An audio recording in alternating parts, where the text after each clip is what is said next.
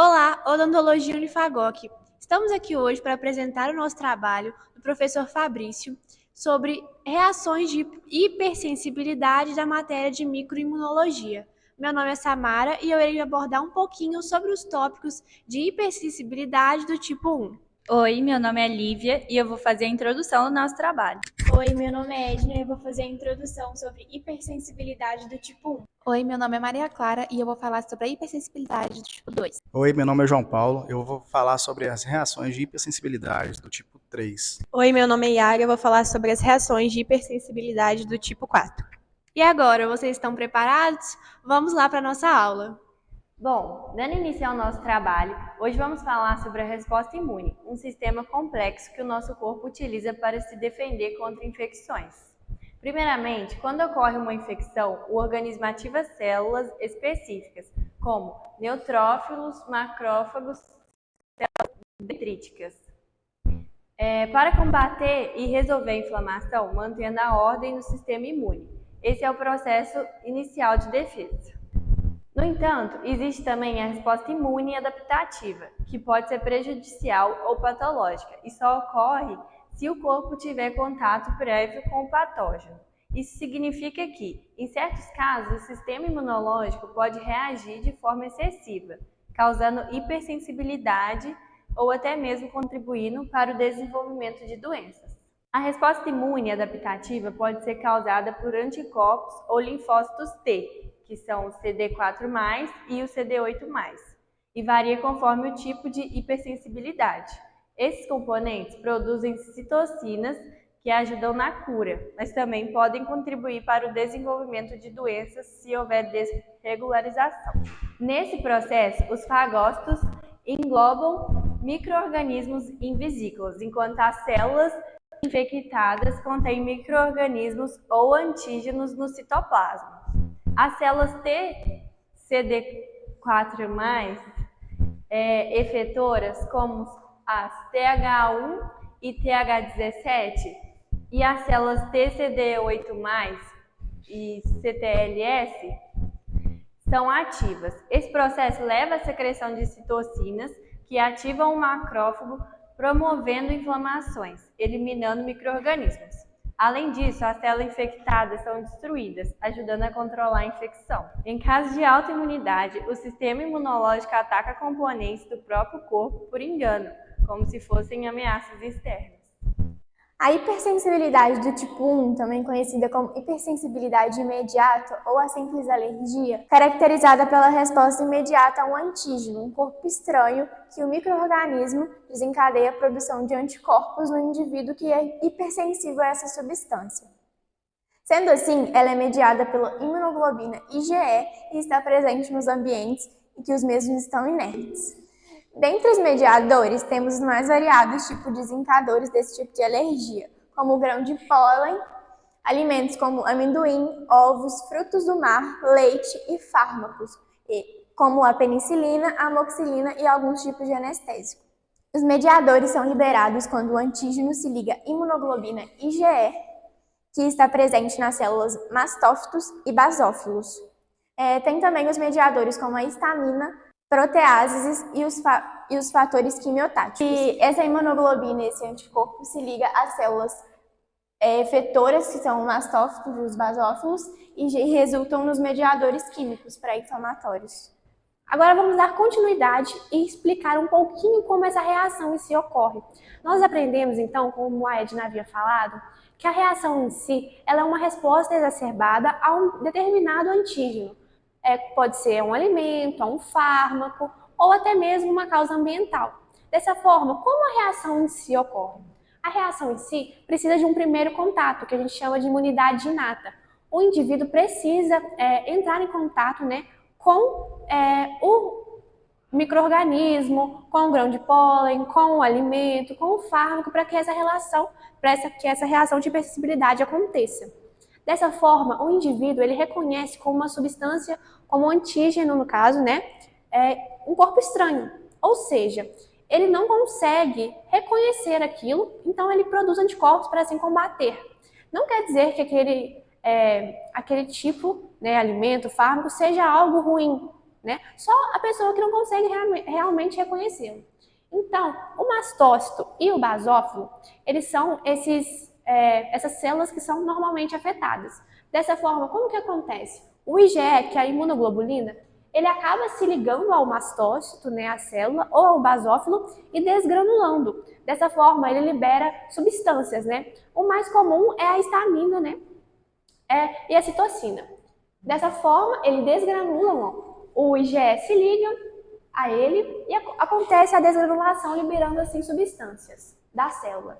Essa reação em si, como eu havia dito, pode ter diversos sintomas. Esses sintomas em si normalmente são de grau leve, né? Não levando o indivíduo à morte. O tempo de duração, como a Edna havia dito, é uma reação imediata, é uma reação alérgica. Ou seja, demora de 15 a 30 minutos normalmente. Mas, dependendo do organismo do indivíduo, pode levar até mesmo de 10 a 12 horas. Agora, nós temos alguns exemplos. Esses exemplos, eles envolvem a parte, né, que é afetada no indivíduo. Pode envolver pele, pode envolver a região do nariz, trato gastrointestinal, tecidos brancopulmonares, dessa forma, região de cabeça, pescoço, início do trato gástrico. Dessa forma, o que acontece? Nós temos como exemplo a rinite alérgica, né? Quando a pessoa está ali, seja por um ambiente que ela esteja, ar-condicionado, seja poeira, independente, a pessoa começa a tossir, nariz coçar, coriza, o olho fica inchado, e a pessoa já vira e já fala, nossa, minha rinite está atacada. Ou seja, o mastócito dessa pessoa desgranulou, liberando assim a histamina. Por isso que a gente normalmente, né, comumente, a gente fala que, nossa, preciso de tomar um antialérgico, que é nada mais, nada menos do que um anti-histamínico. Nós temos também o eczema atópico, que é nada mais, nada menos do que a dermatite atópica, que ela é multifatorial, ou seja, tem diversas causas. Entre elas, nós temos a queda da imunidade, né, que pode ser por períodos de estresse, períodos de prova, dependendo do que o indivíduo passa durante a sua vida. Dessa forma, nas regiões mais variadas, como pele, região de pescoço, região de perna, a região fica bastante ressecada, com halos avermelhados, esbranquiçados, e tem a característica de coçar bastante. Então a pessoa começa a coçar, fica nervosa, fica ansiosa, e normalmente se passa pomada, creme, e tanto a rinite quanto o eczema atópico são condições crônicas, ou seja, o indivíduo vai ter ali para o resto da sua vida, não tem cura. Então, dependendo de fatores, momentos da sua vida, eles vão voltar, né? Fatores desencadeadores irão gerar esse retorno dessas doenças, né? Que são a rinite, essas doenças são essas reações que são a rinite e o eczema atópico, porque o indivíduo ele não consegue gerar uma imunidade adquirida, ele não cria células de memória. Então, toda vez que ele tem um contato, ele é, de certa forma, sensibilizado. Bom, eu vou tratar sobre a hipersensibilidade do tipo 2, também chamada de citotóxica. Ela é uma resposta ao recrutamento de fagócitos, podem gerar um dano tecidual ou uma lesão tecidual. Pode ocorrer, né, ter uma manifestação num período de 5 a 8 horas. Ela é causada, esse tipo de hipersensibilidade tipo 2, ela é mediada ou causada por imunoglobulinas do tipo M ou imunoglobulinas do tipo G, que são anticorpos. Esses anticorpos estão aderidos a antígenos que se encontram na superfície celular ou em tecidos extracelulares. Esses anticorpos possuem uma região variável e uma região constante. Nessa região constante, existem células imunológicas que possuem sítios de ligação com essa região. Então, quando ocorre a ligação entre essas células imunológicas e os anticorpos, a gente pode ter a degranulação dessas células imunológicas, e nessa liberação de grânulos podemos encontrar enzimas, como por exemplo a enzima lisossômica, que tem potencial de destruição celular, causando dano tecidual ou lesão tecidual. Bom, como eu disse, os mediadores ou causadores da hipersensibilidade do tipo 2 são a imunoglobulina do tipo M e imunoglobulina do tipo G. Essas imunoglobulinas ou anticorpos desencadeiam um processo inflamatório, liberando substâncias químicas como a histamina, que é um vasodilatador, fazendo com que as paredes dos vasos sanguíneos fiquem mais fina, menos espessa, facilitando a saída de células imunológicas do tecido sanguíneo e indo para o tecido de interesse. Essa saída a gente chama de diapedese. Quando essas células imunológicas se encontram com os anticorpos, a gente tem aquela ligação com um sítio constante dos anticorpos e ocorre a degranulação, que vai causar a lesão tecidual ou dano tecidual. E uma outra substância química também é liberada, causando essas reações inflamatórias. Outra substância química também é liberada por essas reações inflamatórias são a heparina, que é um anticoagulante que vai permitir o fluxo sanguíneo constante. Alguns exemplos de reações de hipersensibilidade do tipo 2 vão ser a anemia hemolítica induzida por drogas. Ela é uma condição rara e potencialmente fatal. Ela vai ser causada por drogas ou por fármacos. Esses fármacos podem ser, por exemplo, a penicilina, que é um dos principais causadores desse tipo de anemia. Essas substâncias químicas entram em contato e interagem com a superfície da membrana das hemácias, desencadeando um processo inflamatório e levando à destruição das hemácias. E um outro exemplo é a eritroblastose fetal, quando uma mãe RH negativo está gerando um filho RH positivo. E esse bebê ele possui, então, um antígeno D nas suas hemácias. Se essa mãe entrar em contato com o sangue desse bebê, por exemplo, durante o parto, o corpo dela será sensibilizado a produzir anticorpos anti-D. Então, numa segunda gestação, que esse segundo filho também for RH positivo, essa mãe já está com o corpo sensibilizado a produzir esses anticorpos anti-D e eles irão atacar e destruir as hemácias desse segundo filho, podendo gerar, por exemplo, uma anemia, que pode ser fatal para esse bebê ainda dentro do útero, e também a icterícia, que é o acúmulo de bilirrubina, que é uma substância produzida pelo fígado, devido ao mau processamento dessas hemácias. O bebê ele nasce com um aspecto bem amarelado e o tratamento é feito com fototerapia, para diminuir essa porcentagem de bilirrubina. E o diagnóstico é feito pela presença de anticorpos no complemento da lesão e também pela detecção de anticorpos circulantes contra os tecidos envolvidos. Essa detecção e essa presença pode ser feita por biópsia, por exemplo. Eu vou falar um pouco sobre a hipersensibilidade do tipo 3, né? Vou iniciar com uma curiosidade da hipersensibilidade. Em 1910, um médico cientista chamado Piquet, ele percebeu que os soros não imunizados do cavalo, que era uma cura na época, estava causando febre e outros tipos de reações adversas da doença, do qual ela servia. Sendo assim, decidiu introduzir o soro sem estar com a imunização da doença, para ser usado junto com as crianças. Assim, teve as mesmas reações que os soros imunizados, né? Chamou, assim, essa doença de doença do soro, que é assim que começou essa hipersensibilidade do tipo 3. Na verdade, hoje, a gente conhece a hipersensibilidade do tipo 3 como reações imunes por complexos, formado por interações entre antígenos, no caso, o soro, contendo o anticorpos do cavalo, né? E nossos anticorpos, no caso, hemoglobina E, que é a IgE, sendo depositado nos tecidos, causando inflamação e lesão. Essa reação ocorre entre 3 a 10 horas, mais ou menos, depois da exposição do antígeno. Alguns exemplos da doença, que pode envolver pele, rins, pulmões, vasos sanguíneos, a gente tem aqui o lúpus eritematoso sistêmico, que ele causa uma condição autoimune que afeta vários órgãos do corpo, e tem também a poliarterite, que é a inflamação dos vasos sanguíneos. A manifestação clínica da hipersensibilidade do tipo 3 inclui inchaço, dor articular, erupção cutânea, problemas renais, além de febre e dores de cabeça. O tratamento inclui anti-inflamatórios e imunossupressores, e a prevenção é fundamental, evitando o contato também com antígenos conhecidos que causam a doença. Agora eu vou falar das reações de hipersensibilidade do tipo 4. As reações de hipersensibilidade do tipo 4, também conhecida como hipersensibilidade tardia, são respostas celular mediadas por linfócitos T. Elas ocorrem quando as células T são sensibilizadas após o contato com um antígeno específico e são ativadas por uma exposição contínua ou reposição ao mesmo antígeno. Ela é uma doença que envolve principalmente fatores que desencadeiam respostas autoimunes, podendo causar lesões teciduais, respostas exageradas e infecções virais. Aqui nós temos algumas formas, seja de tipos de contato, tuberculina ou granuloma.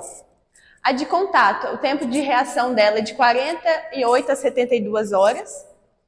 A de tuberculina é de 48 a 72 horas também, e a de granuloma de 21 a 28 dias. A de contato, a aparência clínica dela é eczema, e a histologia é linfócitos seguidos por macrófagos, edema de epiderme. A tuberculina, a aparência clínica dela é de calosidade local, e a histologia dela é de linfócitos, monócitos e macrófagos. E a de granuloma, a aparência clínica é de endurecimento, e a histologia dela é macrófagos, células epiteloides e células gigantes fibrose. Aqui nós temos alguns exemplos. O principal dele é o síndrome de Stevens-Johnson.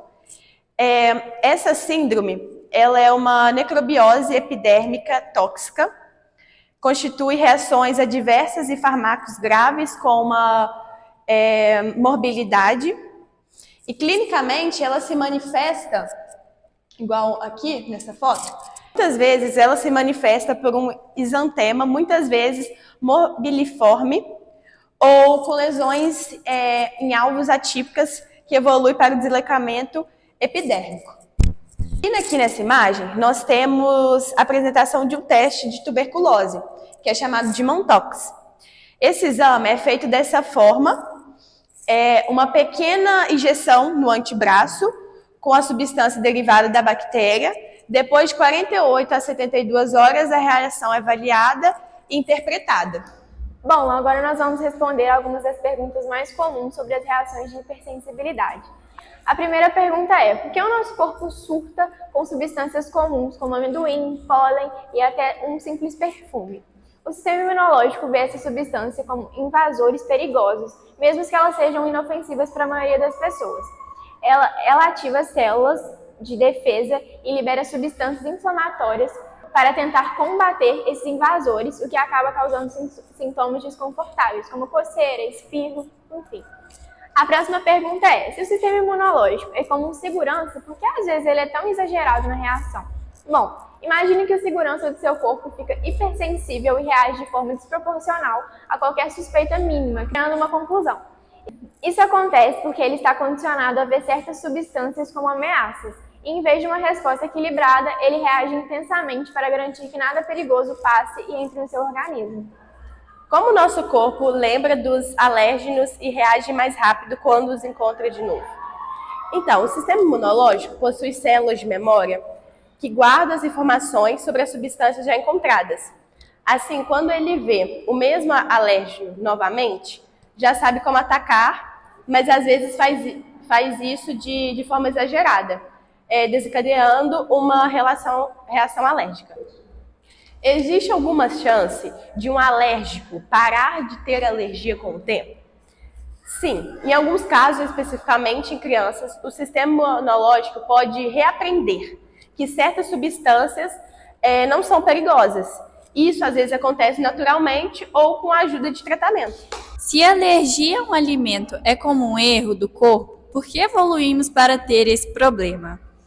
Embora possa parecer um erro, a hipersensibilidade talvez seja uma resposta exagerada de um sistema imunológico que evoluiu para reagir rapidamente a perigos reais, como veneno e toxinas. Porém, hoje em dia, ele aplica essa mesma resposta a substâncias inofensivas, causando reações alérgicas. Porque algumas alergias são leves e outras podem ser fatais. Isso acontece porque as substâncias liberadas em reações variam em quantidade e impacto. Em uma alergia grave, como a anafilaxia, o corpo libera uma histamina e outros mediadores inflamatórios que afetam o sistema respiratório e a circulação.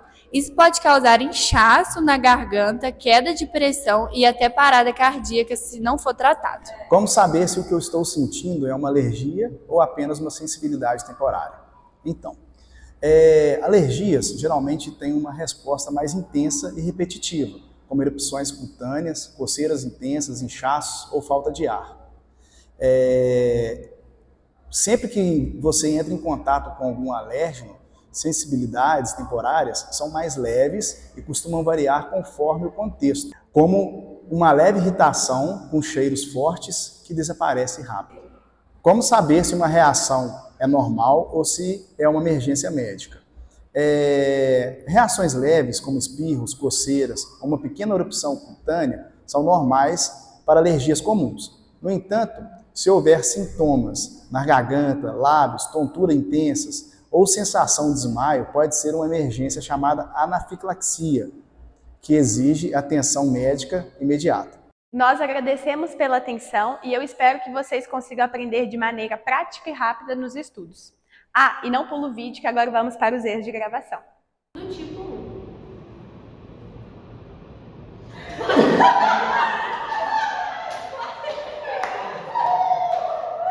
O lúpus eritematoso, Certo, Fabrício. Eu não mereço 20 pontos, querido. Eu mereço 40. Eu gravei tantas vezes. Então, da hipersensibilidade, lê aquele papelzinho. Mediadas por linfócitos. T.